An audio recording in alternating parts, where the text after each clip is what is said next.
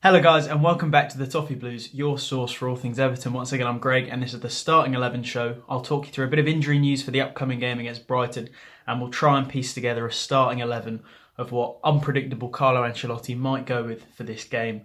In terms of the injury updates, we've got news on Decore. He had a scan last week and everything was fine. He'll have another scan in 3 weeks and at that point, if he's fine, he'll start training with the team again. Alan has trained. Will be checked before this game, so I'm going to throw him in just on an assumption he'll be fine. But with Ancelotti's injury updates, it really could go either way. He's quite, and it's a good thing, but he's quite coy about this. He doesn't really talk about who's going to be available.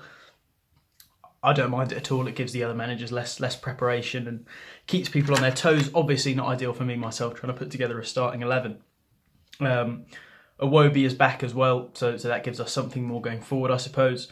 Delph, Bernard, Gomez, all out. Pickford in training, but not 100% yet, so he won't be in either. That gives us a bit of an inclusion for who might be in goal. I think that's all on the injury front and on the team news. Looking at the shape, I'm going to revert back to a sort of typical 4-3-3 myself. I mean, it's tough to say that the formation we went with against Palace didn't give us enough because we were just failing to create chances, but it'd be nice to see someone else joining in with the attack, either Iwobi or King. I'll get to that later. Just to see them provide a bit of impetus, just put a bit of fire under Richarlison and Calvert-Lewin and say, there's other people here who can score goals. I'm not so sure that's the case with Iwobi. Hopefully he could prove something if he's in the team. But having King in, I think just gives that little bit of fire, gives a bit of fear behind those other two. You need to start taking these chances. That being said, let's go into the team. I think, of course, it's going to be Olsen in goal. I know a lot of people liked Virginia's cameo and we took it to a poll on the Toffee Blues Twitter and a lot more people than I expected said they'd like to see Virginia get some game time in these two games against Crystal Palace and Brighton. But I think we go with Old Reliable just to see out the season. We're in too much of a crucial period here where there is stakes to say, let's risk it and blood young players. So for me, it's Olsen. As I said, I'm going back to a back four, and at right back, I'm going to go with Seamus Coleman, who I think deserves quite a lot of plaudits. For me, he was the best player on the pitch against Crystal Palace. A lot more creative than we've seen him. I know he was playing at more of a progressive wing-back role, so he could get up the pitch and cross balls, but I think if we have a more defensive midfield, almost a Martinez style, they can come back and fill in for those centre-back roles if Dean and Seamus Coleman want to go up. Obviously, I've given away who's on the left, but we'll get there.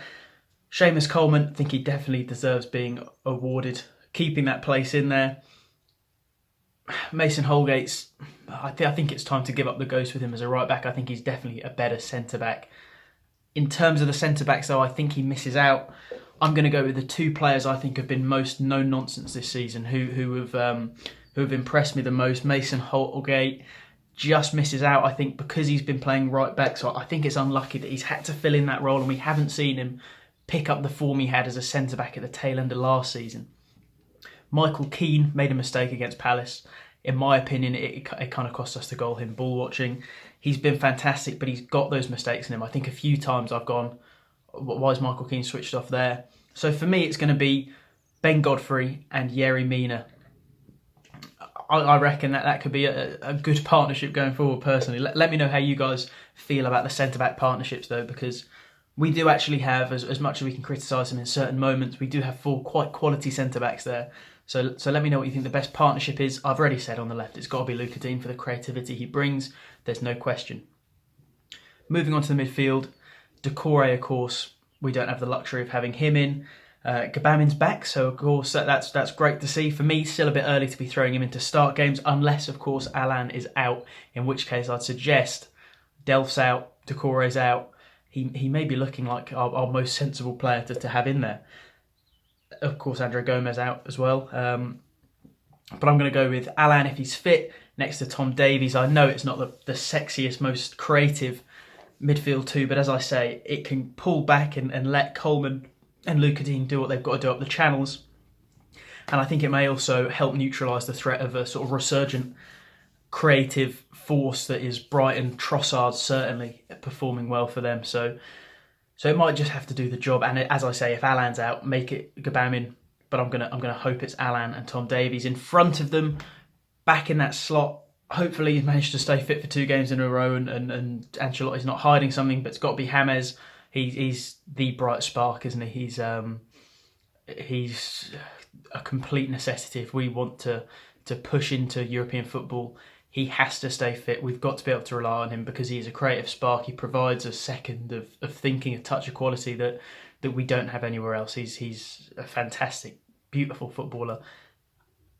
I hope he's fit and we can play him there. Out on the right, I'm going to go with Iwobi.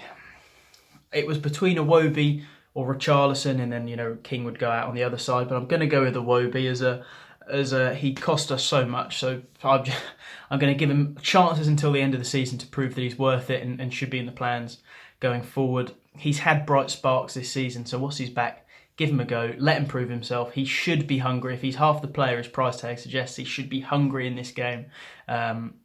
He's seen Richarlison and Calvert-Lewin's falter maybe for the first time last game, and this should be his opportunity to go, right, I can really bring something here. And having him there and James inside lets him play that preferred central attacking midfield. They can be a bit more fluid in who plays out on the right, who plays through the middle. That can change defence and attack. So Iwobi, of course, Calvert-Lewin up front. Everyone has a bad day at the office. I do think there's some concerns of his finishing when it's not a first-time finish. Ball on his head, he's probably going to finish it. A ball whilst he's in the 6-yard box, cuts across the face of the goal, he's probably going to finish it. He's one of the best, or he's been one of the best in Europe this season at exactly that. But when he's running onto a ball, when he's trying to round a keeper, when he's got to beat a defender and then shoot, he's a bit lacklustre, and we saw that personified against Crystal Palace. Richarlison as well, a man who could not get his name on the score sheet. Didn't like the antics with the free kick personally. Echoed of Kevin Morales. You think of Ademola Lookman taking the penalty for Fulham, and it's that kind of attitude that made us not so sad when Lookman left the club. So I don't like to see it. Free kick weren't that bad, but it doesn't really matter at the end of the day. We've got people. I would have liked to see Coleman come in and have a word with him, but he's quality. So we'll see. I think that's my team. Obviously, there's so much room for change because Carlo Ancelotti is an unpredictable man. Olsen in goal, a back line of Coleman, Godfrey, Mina and Luca Dean. I want to see Tom Davies and Alan more in the holding midfield slots with James in front of them, a front line of Iwobi, Calvert-Lewin and Richarlison. I think this is going to be a big test for us because Brighton are finally clicking.